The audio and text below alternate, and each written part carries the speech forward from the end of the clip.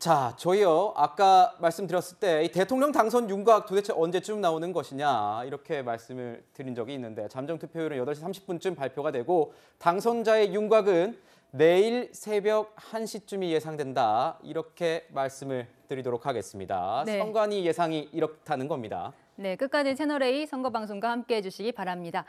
그럼 지금 우리 국민들은 투표를 얼마나 했을까 궁금하실 겁니다. 이 시각 투표율 다시 한번 보고 오겠습니다. 네, 저희가 유권자들의 얼굴과 함께 특별한 영상을 준비해봤습니다. 투표는 이 말입니다. 더 멋진 나를 맹길어 주니까요. 자, 서울 68.1%입니다. 나에겐 투표란 세탁이에요. 세상을 깨끗하게 해주니까요. 부산 65.4%. 나에게 투표란 우리 타조도 같습니다. 귀하고 소중한 존재죠. 타조가 귀엽네요. 네. 네. 대구 69.3%입니다. 나에게 투표란 손입니다. 손끝에서 희망을 찾기 때문입니다. 인천 65.4%. 나에게 투표란 믿음입니다. 저절로 흥이 나니까요. 자, 광주는 74.4%입니다. 나에게 투표란 음식 같아요. 살맛 나는 세상을 만드니까요. 살맛 나는 세상, 대전 68%.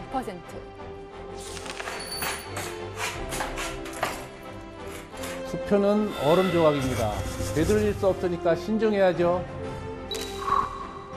자, 울산입니다. 68.5%.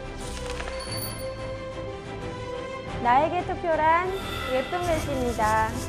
나를 표현해 주니까요. 세종 72.3%입니다. 나에게 투표란 미소 같아요. 우리 사회의 행복을 전해주잖아요.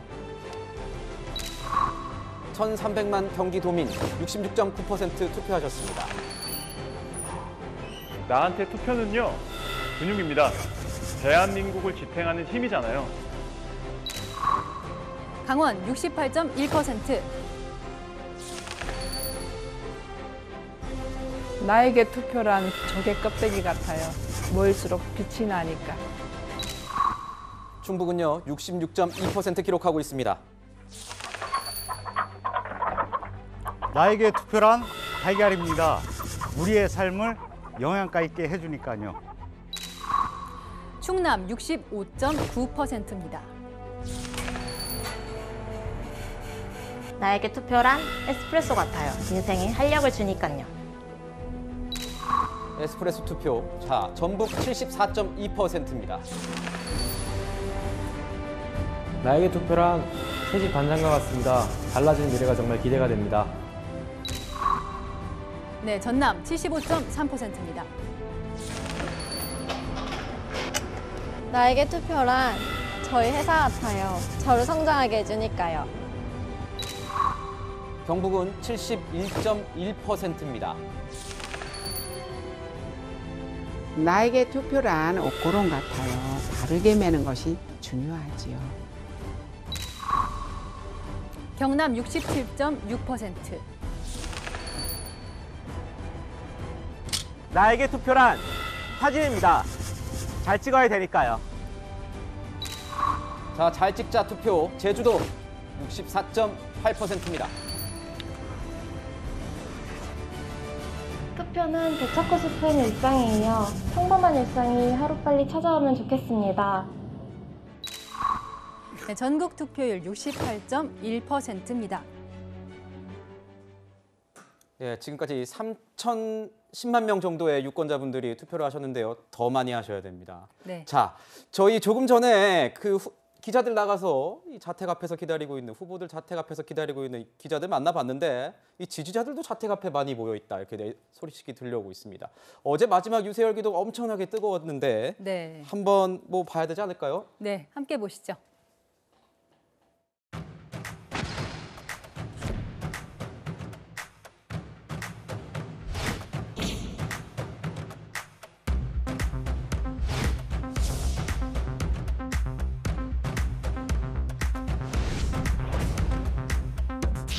지금까지 국민만 바라보고 여기까지 왔던 것처럼 앞으로도 국민만 믿고 앞으로 가겠습니다, 여러분.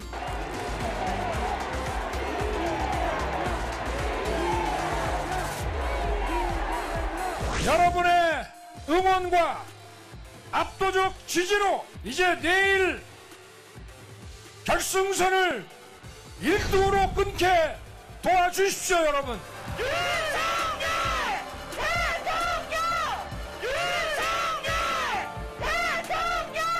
저심상정이 누구도 무시할 수 없는 압도적인 표로 양당 정치를 뒤흔들 수 있을 때 다원적 민주주의 시대로 나갈 수 있지 않겠습니까, 여러분?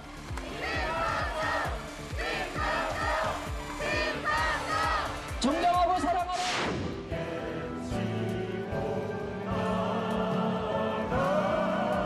이재명의 꿈입니다. 대한민국의 꿈입니다.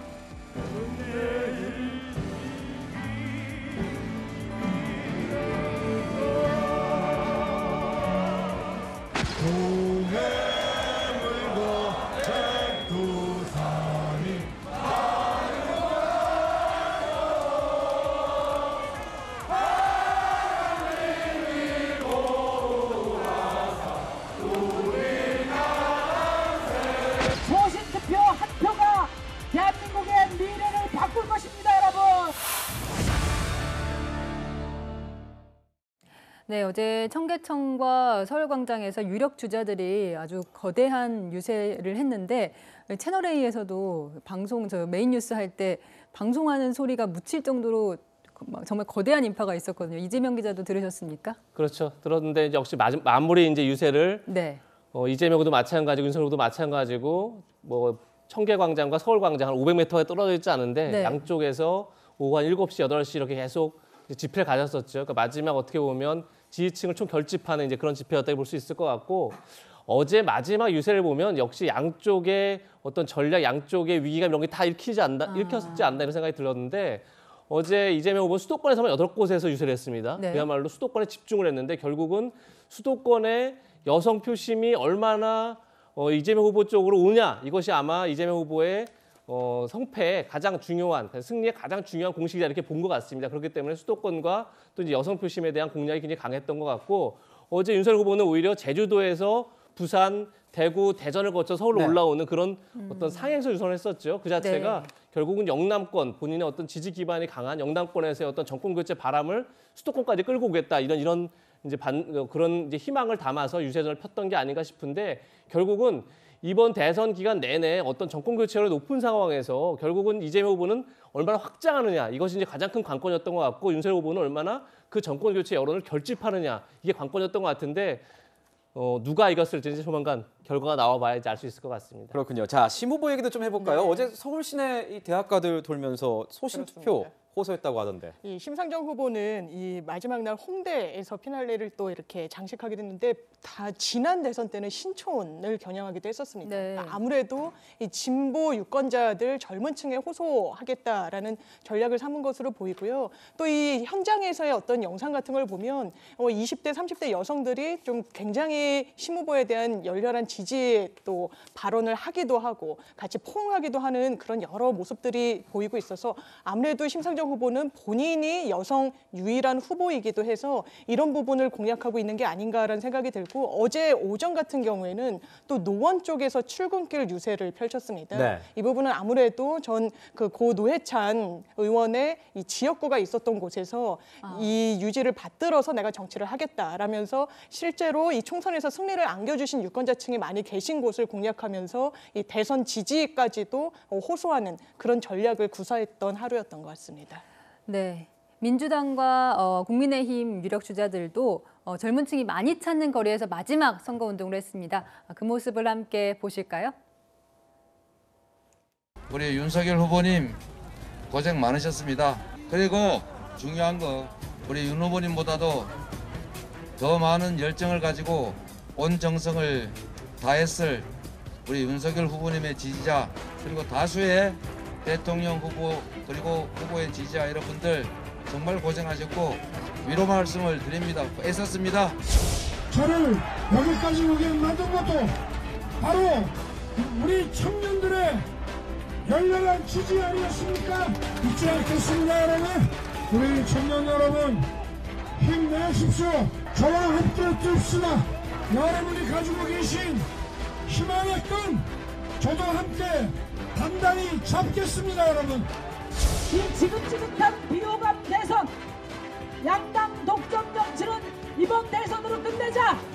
제3지대 확실한 3번 심상정에게 소신 투표하자. 누구를 반대하기 위한 한 표. 이곳으로는 내 삶을 지킬 수가 없습니다. 네, 이수희 변호사님이 장소로 보더라도 이번 대선 결국 젊은 층 표심이 정말 중요했다는 걸 보여주는 것 같아요. 예, 아마 캐스팅 보트를 준 것이 청년층이라고 본 것 같습니다. 모든 그 당에서요. 근데 또 하나 생각해 보면 지금 청년들이 갖고 있는 이 문제가 결국은 대한민국이 현재 안고 있는 문제들을 아주 단적으로 보여주는 겁니다. 집값 문제부터 또 저성장, 양극화 등등 해서요. 그리고 또 이 청년들의 특성이 이 고정 지지층들이 아니라 네. 이 본인들의 이해관계에 따라서 충분히 후보와 당을 바꿀 수 있는 그런 투표 성향을 갖고 있기 때문에 더 청년층의 구애를 많이 했던 이번 대선이 아닌가 싶습니다. 그래서 세 후보 모두 마지막 심야에는 거의 청년들이 많이 있는 곳으로 이제 찾아갔어요. 그리고 거기에서 앞으로의 국정이 청년들을 위한 정책이 많아질 거다라는 약속을 했는데 이 청년층들이 그 어느 후보에게 더 신뢰를 할지 그것은 이제 투표 결과를 봐야 알겠습니다. 이번 선거의 캐스팅 보트는 뭐 누가 뭐라고 해도 2030 뭐 젊은 청년 세대가 아닐까 싶습니다. 자, 어제뿐만 아니라 이 공식 선거운동 22일 동안 후보들은요, 이 전국을 돌면서 치열한 유세 전쟁을 벌였습니다. 후보들의 각양각색 선거전 저희가 영상으로 준비했습니다. 보시죠. 깔끔하게 제가 슈팅 한번 하도록 하겠습니다. 슈팅 내용은 뭐냐면 코로나19 여자 까는 거 확 한번 쳐불겠습니다. 얘가. 이 글러브는 우리 홍수환 님께서 3번 쓰러지고 4번 다운시켜서 KO패로 이긴 그 카라스키아가 보내준 우리 홍수환 선수께 보내주신 글러브랍니다. 이게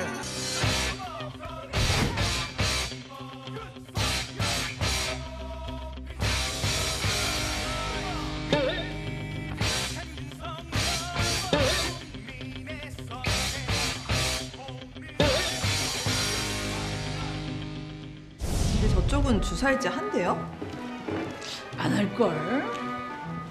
아 진짜요? 공약에도 없잖아. 필요하다는 식으로 말은 하던데. 후보님 세팅 다 됐습니다.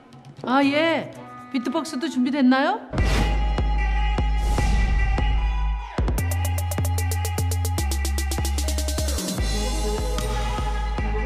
내가 망할 것 같아? 자, 지금 보면은 이재명 후보의 이 부스터킥부터 윤석열 후보의 이 어퍼컷까지 네. 이번 유세전 뭐 퍼포먼스 경쟁도 무척 뜨거웠습니다. 이 보면은 이 심상정 후보 영상 보신 것처럼 온라인 통한 유세 전쟁도 굉장히 뜨거웠고요. 이 장윤미 변호사가 보기에는 이번 선거의 어떤 특이점 뭐라고 평가하시겠습니까? 사실 코로나 전국에서 선거를 몇 번 치르긴 했지만 대선은 처음이지 않습니까? 그런데 코로나는 아무래도 접촉에는 좀 조심을 많이 해야 되다 보니까 실제로 유권자들과 하나하나 맞잡고 손을 잡고 이런 선거 전략보다는 오히려 인터넷상에서 SNS를 통해서 하는 선거들이 훨씬 많이 좀 융통이 됐던 그런 선거가 아니었나 싶습니다. 그래서 이른바 2030 세대 이야기를 계속 하는데 실제로 유권자층 에서 뭐 3명 중에 1명이 2030이다라는 집계는 있지만 이 부분이 왜 중요하냐면 다른 연령층보다 상당히 부동 응답률이 상당히 높은 연령층입니다. 그러니까 아무래도 이 공략을 하기 위해서 이 2030 또 젊은 세대한테 소구할 수 있는 여러 이른바 짤들 그리고 짧은 영상들 이런 부분에 상당히 주력을 했고 이 각 캠프의 홍보팀에서도 뭐 본인들이 랩을 한다든지 아니면 짧은 영상으로 각인될 수 있는 영상들을 문자들을 많이 배포를 한다든지 이런 전략으로 많이 바뀌었고 아마 이런 흐름은 다음 뭐 총선, 뭐 지방선거, 대선 등에도 그대로 좀 이어지지 않을까 이렇게 전망되는 측면이 있습니다. 네. 네, 이렇게 강렬했던 공식 선거운동은 끝났지만 오늘도 후보들 SNS를 통해서는 투표 독려를 할 수 있습니다. 그래서 주로 오늘 SNS를 통해서 전달하는 내용은 한 표 한 표 꼭 투표를 해달라 이런 내용이던데요. 지금 현 시각 투표율이 68.1% 정도로 보이는데요. 장 변호사님, 이 수치가 예상했던 수치보다 낮은 겁니까? 윤석열 후보나 우리 국민의힘에서 기대했던 것보다는 낮습니다. 네. 국민의힘에서는 80%가 넘지 않겠느냐라고 생각을 했고 그리고 이전까지의 여론조사에서 서울권이라든가 이런 데서는 앞선다고 지금 알고 있었기 네. 때문에 그런 곳에서 특히 그런 곳에서 투표율이 높기를 기대했는데 지금 기대만큼의 투표율이 나오지가 않는 것 같아요. 그리고 사전 투표의 경우에는 그러니까 우리 보수당의 전통적인 지지층들이 사전 투표에 대한 불신이 있어서 본투표로 꼭 하겠다고 하신 분들이 많으셨단 말이에요. 사전 투표를 하라고 많이 독려하기는 했지만 그래도 본투표에 대해서 더 신뢰를 하고 계셨는데 그렇다 그러면 본투표에서 투표율이 급증을 해줘야 되는데 지금 그런 모습은 아니라는 말이죠. 그래서 윤석열 후보도 몇 시간 전에 페이스북에서 기대만큼의 투표율이 아니다. 네. 한 분 한 분 꼭 투표장으로 좀 모셔달라라는 호소문을 다시 올렸습니다. 그래서 지금 국민의힘 내부에서도 상당히 이 투표율에 대해서 촉각을 세우고 있고 그리고 막판까지 하여간 투표율을 높이기 위해서 애를 쓰고 있습니다. 그런데 이게 오미크론이 워낙 확산이 되면서 어르신들이 투표장으로 나오시는 거에 대해서 좀 염려들을 하세요. 네. 그런 그 경향이 있는 것도 사실입니다. 네, 저도 뭐 들어오기 전에 여론조사 전문가한테 또 전화를 한번 해보니까 이 3시, 4시 투표율이 굉장히 또 중요하다. 이걸 보고 시간이네요. 또 진보층이냐 보수층이냐 또 집결을 해서 또 5시, 6시에 또 나올 수 있는 상황이기 때문에 네. 3시, 4시가 굉장히 중요하고 저희가 그걸 특집으로 방송하고 있죠. 그 시간대. 네. 후보자 배우들의 행보도 저는 좀 궁금해지는데 이 역대 선거를 보면 원래 후보들과 이 배우자들이 함께 투표를 하는 모습 보셨을 텐데 이번에는 공교롭게도 유력 대선 주자 양쪽 부인 모두 대국민 사과를 한 뒤에 공개 행보를 멈췄습니다. 그 장면 보고 가겠습니다. 저의 부족함으로 생긴 일들에 대해 국민 여러분께 다시 한번 죄송하다는 말씀을 드립니다. 제가 져야 할 책임은 마땅히 지겠습니다. 수사와 감사를 통해 진실이 밝혀질 수 있도록 최선을 다하겠습니다. 선거 후에라도 제기된 의혹에 대해 성실하게 설명드리고 끝까지 책임을 질 것입니다. 두렵고 송구한 마음으로 이 자리에 섰습니다. 너무 늦어져서 죄송합니다. 앞으로 남은 선거 기간 동안 조용히 반성하고 성찰하는 시간을 갖겠습니다.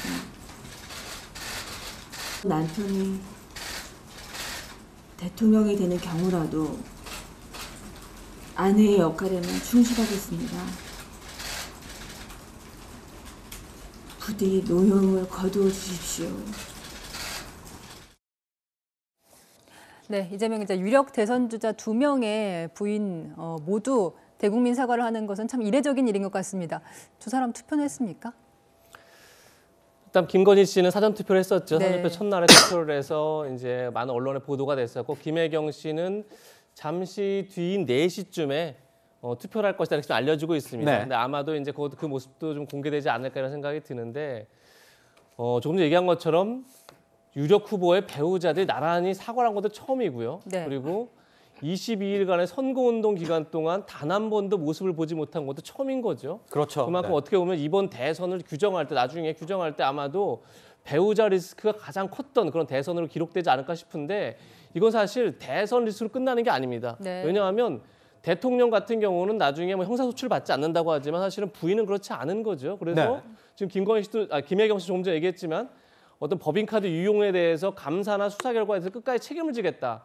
이런 얘기를 했었죠. 그리고 김건희 씨도 뭐 아직도 도이치모터스 주가 조작 사건 이런 거에 대해서 완벽하게 지금 본인이 털어내지 못하고 있는 그런 상황인 거죠. 그런 점에서 대선이 끝난 이후에 부인들이 계속 수사를 받거나 또 하여튼 감사를 받아야 되는 그런 상황 속에 놓여 있는 겁니다.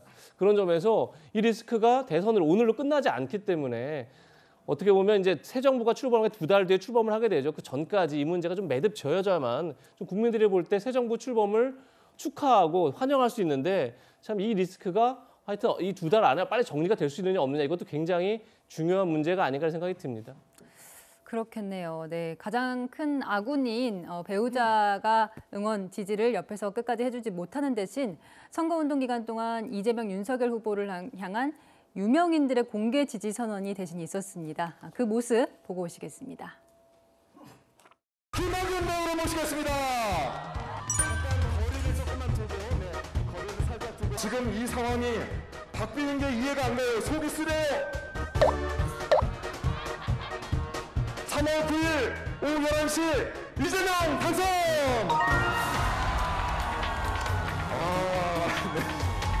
두분 연결. 호랑나비가 모처럼 전주에 왔습니다. 전주 비빔밥 먹고 싶어서 아침 일찍 왔는데 시간이 없네요. 비빔밥 들이대야 되는데